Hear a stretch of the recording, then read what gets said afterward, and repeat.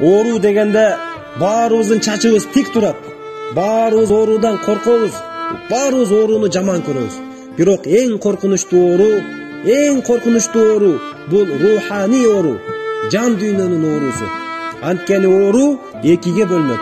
Биринчиси жисманий оору. Бул дегени адамдын денесинин бир оорусу. Кайсыл бир дененин бир жери ооруса, башыңыз, колуңуз, бутуңуз, көзүңүз, тишиңиз аны сезесиз. Ал оору сизге сезилет.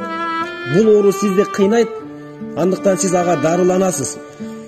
Дарыгерге кайрыласыз. Керектүү дары-дармектерди колдоносуз.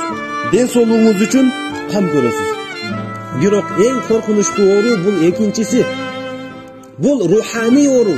Адамдын жан дүйнөсүнүн ички оорулар, көрүнбөгөн, сезилбеген, денени оорутпаган оорулар. Кандай оорулар?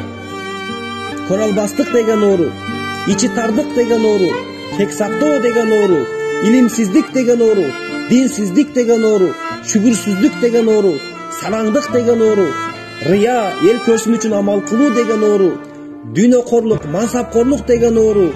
Мына ушул сыяктуу көптөгөн өтө коркунучтуу оорулар бар.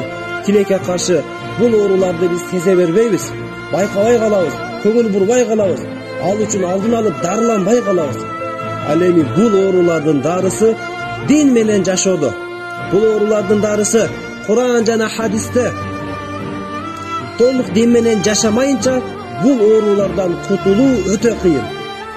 Андыктан динди түшүнгөн, Куран хадисти билген алымдардан, устаздарыбыздан сурап, ар бир ооруну тактап изилдеп, канткенде ушул оорудан айыгамын, канткенде көралбастыктан айыгамын, канткенде сараңдыктан кутуламын, изилденип бул ооруларга дагы көңүл бурайлы. Аллах Таала Куран-ы Каримде айткан: "Фи кулубихим марад", алардын жүрөктөрү оорулуу. Алардын жүрөгүндө оору бар. Жүрөгүбүздү дарылайлы.